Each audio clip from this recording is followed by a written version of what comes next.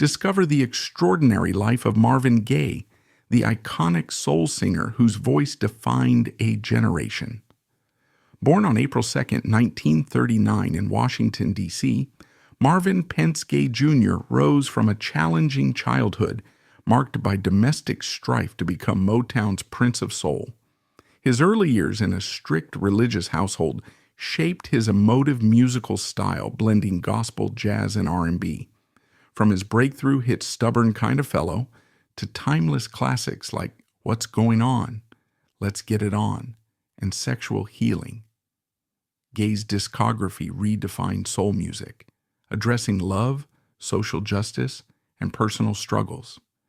Despite personal battles with addiction, turbulent relationships, and a tragic end in 1984, his influence endures in artists like Kendrick, Lamar, and The Weeknd. This comprehensive biography explores Gaye's journey, from his Motown beginnings to his lasting impact on music and culture. Dive into the story of a man whose artistry transformed pain into beauty, leaving a legacy that continues to inspire. Marvin Pentz Gaye Jr. was born on April 2, 1939, in Washington, D.C., in a working-class neighborhood on the city's east side. His family lived in a modest home, where economic hardship and domestic tension shaped his early years. His father, Marvin Gaye Sr., was a minister at the House of God, a small storefront church rooted in a strict Pentecostal-inspired Christian sect. Reverend Gaye Sr. was a commanding figure, tall, stern, and known for his powerful sermons that blended scripture with discipline. However, his devotion to faith often masked a volatile temperament that cast a shadow over the household. Marvin's mother, Alberta Gaye, was a nurturing but overburdened presence, working as a domestic servant to support the family's 6 children, of whom Marvin was the second eldest. The Gaye household was a place of stark contrast. The spiritual uplift of church services clashed with the physical and emotional toll of Marvin Sr.'s authoritarian rule. Marvin later recounted enduring frequent beatings from his father, often triggered by minor infractions or perceived defiance. These punishments, administered with belts or hands, left both physical marks and deep psychological scars. By his early teens, Marvin had learned to anticipate his father's moods, describing the dread of waiting for the next outburst as more painful than the blows themselves. Despite the turmoil at home, music became Marvin's refuge. The House of God emphasized music in its worship, with congregants singing hymns and spirituals accompanied by piano and tambourine. At age 4, Marvin showed an extraordinary gift for singing. During a church service, he climbed onto a chair to reach the pulpit microphone and delivered a hymn with a clear, emotive tenor that stunned the congregation. Even his father, who rarely showed approval, paused at the piano, momentarily disarmed by his son's talent. This early performance marked the beginning of Marvin's lifelong connection to music as a means of expression and escape. Marvin's musical abilities developed rapidly. By his preteen years, he was singing solos in the church choir and experimenting with secular music, listening to radio broadcasts of doo-wop, jazz, and early rhythm and blues. He taught himself to play the piano and drums, displaying an innate sense of rhythm and melody. His perfect pitch and ability to harmonize set him apart, even among other talented children in the neighborhood. However, his father's disapproval of secular music created tension, as Marvin Sr. viewed it as sinful, a betrayal of the church's teachings. The constant abuse and rigid expectations at home pushed Marvin toward rebellion. At 17, feeling suffocated and desperate for independence, he dropped out of high school and enlisted in the U.S. Air Force in 1956. He hoped military service would offer a path to freedom, but the reality was far different. The rigid discipline and hierarchical structure of basic training echoed his father's authoritarianism, and Marvin struggled to adapt. Within a year, he grew disillusioned, clashing with superiors, and feigning mental instability to secure an honorable discharge in 1957. This early act of defiance foreshadowed a pattern of resistance against authority that would recur throughout his life. Returning to Washington, D.C., Marvin immersed himself in the city's vibrant music scene. The late 1950s were a golden era for doo-wop, with vocal groups harmonizing on street corners and performing at local clubs. Marvin joined a group called the Marquis, which included friends from his neighborhood. The quartet practiced tirelessly, perfecting their harmonies under the glow of streetlights and in church basements. Their smooth, soulful sound caught the attention of Bo Diddley, a pioneering rock and roll artist who produced their first single, Wyatt Earp, in 1958. Though the record flopped commercially, it gave Marvin his first taste of the recording industry. The Marquis' big break came when Harvey Fuqua, leader of the Moonglows, recruited them to join his group. Fuqua renamed them Harvey and the New Moonglows and relocated the ensemble to Chicago, where they recorded for Chess Records. For Marvin, this was a formative period. He honed his vocal technique, learning to blend his tenor with the group's intricate harmonies, and absorbed Fuqua's insights into stage presence and studio production. However, the Moonglows disbanded in 1960, and Fuqua took Marvin to Detroit, where a new opportunity awaited. Detroit in 1960 was the epicenter of a musical revolution, driven by Berry Gordy Jr.'s fledgling Motown Records. Gordy's vision was to create a sound that crossed racial and cultural boundaries, blending rhythm and blues with pop sensibilities. Fuqua introduced Marvin to Gordy, who recognized his potential, but initially signed him as a session drummer rather than a lead vocalist. Marvin's rhythmic precision and musical intuition made him a valuable asset in the studio, where he played drums on early hits by The Miracles, Martha, and the Vandellas, and others. He also contributed backing vocals and began learning the intricacies of Motown's production process, from arranging to mixing. Marvin's ambition, however, extended beyond the rhythm section. He yearned to sing lead and envisioned a career blending the sophistication of Nat King Cole with the raw emotion of gospel. His early solo recordings, such as The Soulful Moods of Marvin Gaye, 1961, leaned heavily on jazz and standards, reflecting his desire to appeal to an adult audience. These efforts, however, failed to resonate with Motown's teenage fan base, and Gordy urged Marvin to embrace the label's upbeat, danceable sound. The turning point came in 1962 with Stubborn Kind of Fellow, a gritty, gospel-inflected single co-written by Marvin. Its infectious energy and raw vocal delivery propelled it to number 8 on the R&B charts and number 46 on the pop charts, establishing Marvin as a rising star. The song's success marked the beginning of a string of hits, including Hitchhike, 1962, Pride and Joy, 1963, and Can I Get a Witness, 1963, which showcased his ability to fuse soulful intensity with pop accessibility. These records also highlighted Marvin's knack for writing lyrics that captured the joys and frustrations of young love, resonating with listeners across racial lines. Marvin's charisma and good looks made him a natural heartthrob, earning him the nickname the Prince of Motown. He became a sought-after duet partner, recording with Mary Wells, Kim Weston, and most memorably, Tammy Terrell.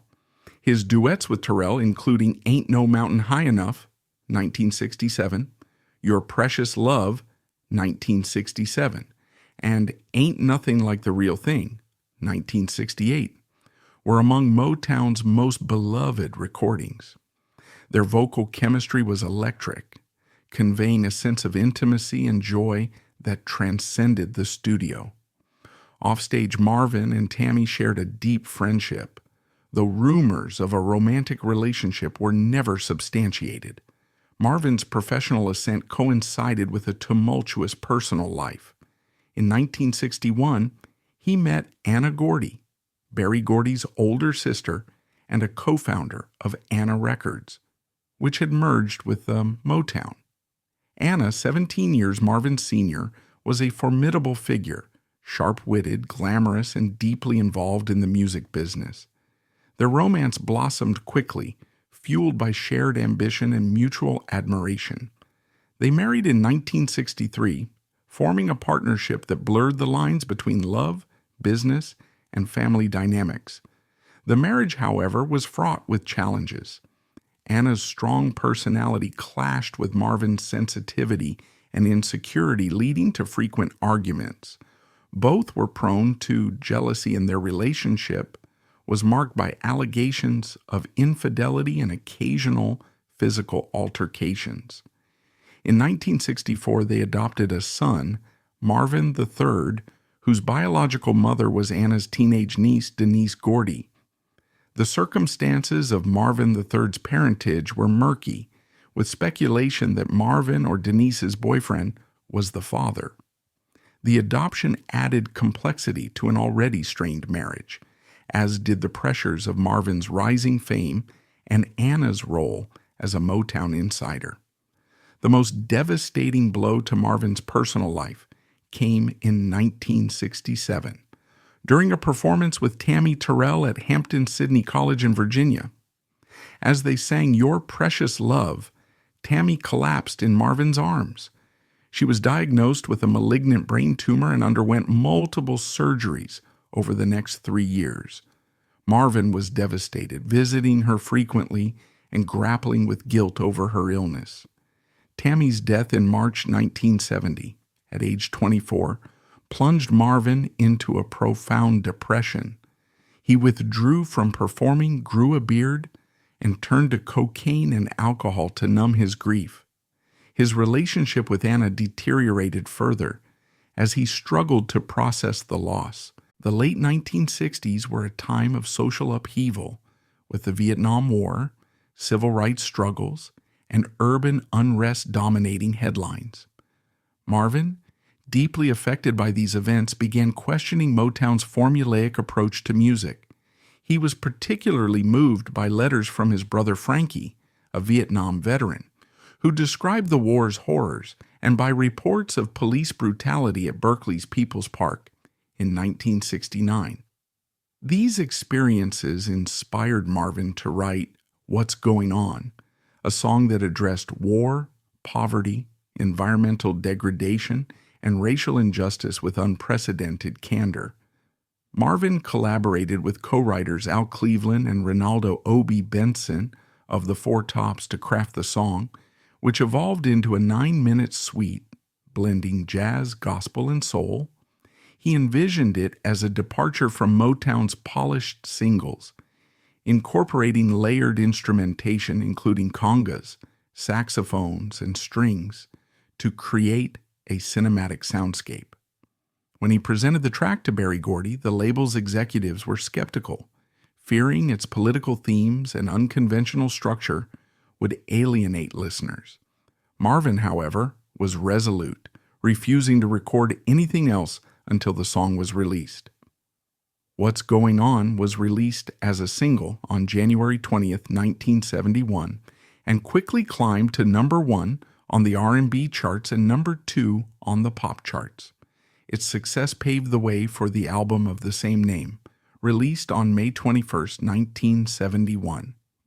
The album, a cohesive cycle of songs including "Mercy, Mercy Me," "The Ecology," and "Inner City Blues," "Make Me Wanna Holler," was a landmark in popular music. It redefined soul as a vehicle for social commentary, earning critical acclaim and commercial success. The album's innovative production, with its use of multi-tracked vocals and ambient sounds, also showcased Marvin's growing mastery as a producer. The success of "What's Going On" gave Marvin unprecedented creative control at Motown, allowing him to explore new directions. In 1972, he composed the soundtrack for the blaxploitation film Trouble Man, blending jazz and funk to create an atmospheric score. The title track, a minor hit, demonstrated his versatility and willingness to experiment. In 1973, Marvin shifted gears with Let's Get It On, an album that explored themes of love, desire, and spirituality. The title track, co-written with producer Ed Townsend, was a sultry, groove-driven anthem that became one of the most iconic songs of the era. Peaking at #1 on the pop charts, Let's Get It On redefined Marvin as a master of sensual soul, its lyrics and delivery conveying both physical passion and emotional depth. The album, which included tracks like Come Get to This and Distant Lover, was a commercial triumph, cementing Marvin's status as a global superstar. During this period, Marvin began a relationship with Janice Hunter, a 17-year-old fan he met at a recording session in 1973. Their romance, which began while Marvin was still married to Anna, was passionate but controversial due to their age difference and Marvin's marital status. Janice inspired several songs on Let's Get It On, and their relationship produced 2 children, daughter Nona, born 1974, and son Frankie, born 1975. Anna filed for divorce in 1975, initiating a protracted and bitter legal battle. The divorce from Anna Gordy was one of the most challenging periods of Marvin's life. Facing financial difficulties, including debts to the IRS, Marvin agreed to an unusual settlement. The royalties from his next album would go directly to Anna to cover alimony payments. The result was Here, My Dear, 1978, a double album that chronicled the rise and fall of their marriage with unflinching honesty. Songs like When Did You Stop Loving Me, When Did I Stop Loving You, and Anna's Song laid bare Marvin's pain, guilt, and resentment, creating a raw, confessional work unlike anything in Motown's catalog. The album's candidness shocked listeners and critics, many of whom found it too personal or indulgent. It sold poorly upon release, but over time, Here My Dear gained recognition as a masterpiece of emotional storytelling, praised for its vulnerability and innovative structure. For Marvin, the album was both cathartic and costly, as it failed to generate the revenue needed to settle his debts. By the late 1970s, Marvin's personal and professional life was unraveling. His marriage to Janice, formalized in 1977, mirrored his first, marked by infidelity, arguments, and substance abuse. Marvin's cocaine addiction intensified, exacerbating his paranoia and financial woes.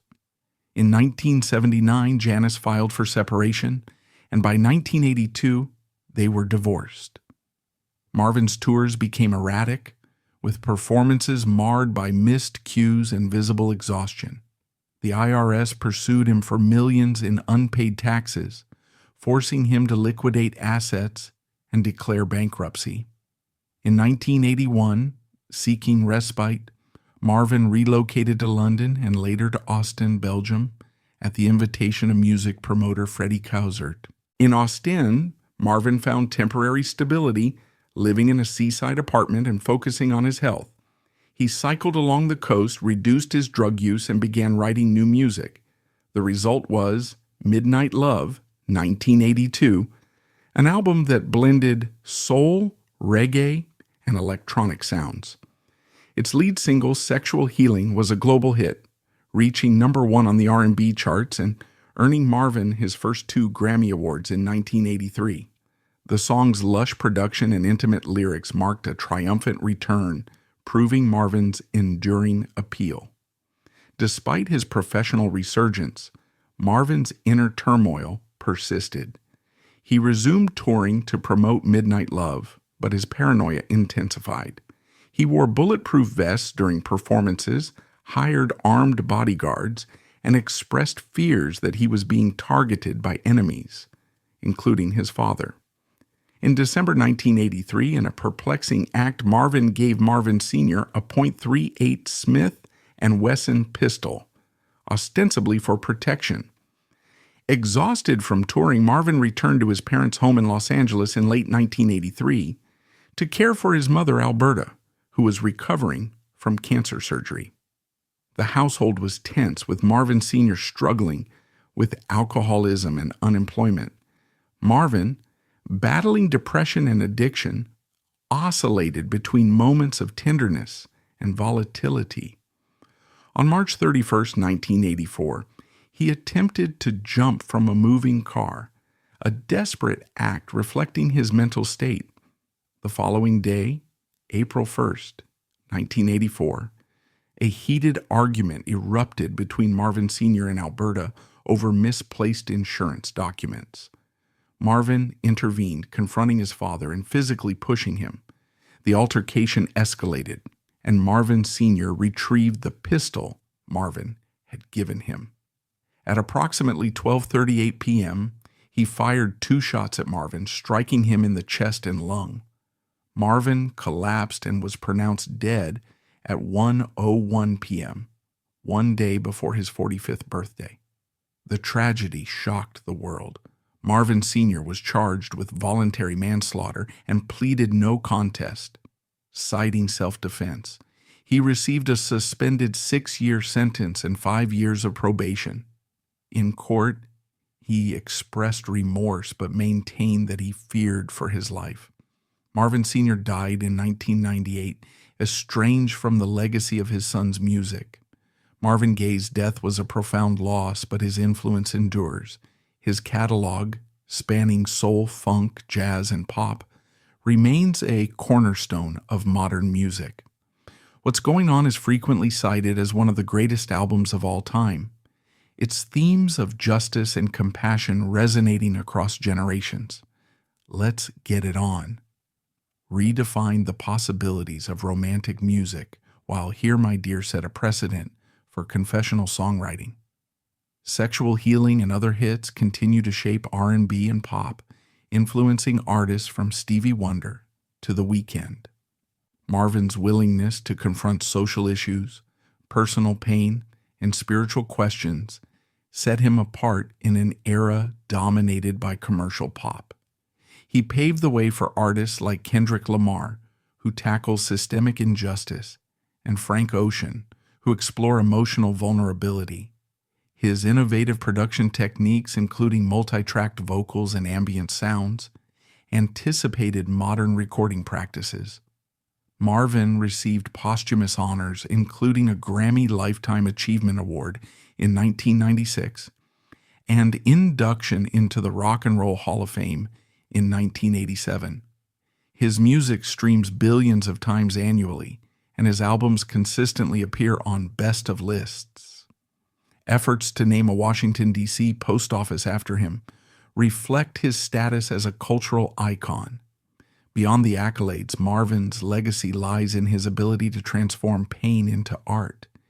He sang about the world's injustices and his own struggles with a voice that conveyed hope, longing, and resilience. His music invites listeners to confront difficult truths while finding solace in beauty. As he asked in What's Going On, who are they to judge us simply because we wear our hair long? The question, like Marvin's music, remains timeless, urging us to seek understanding and compassion in a fractured world.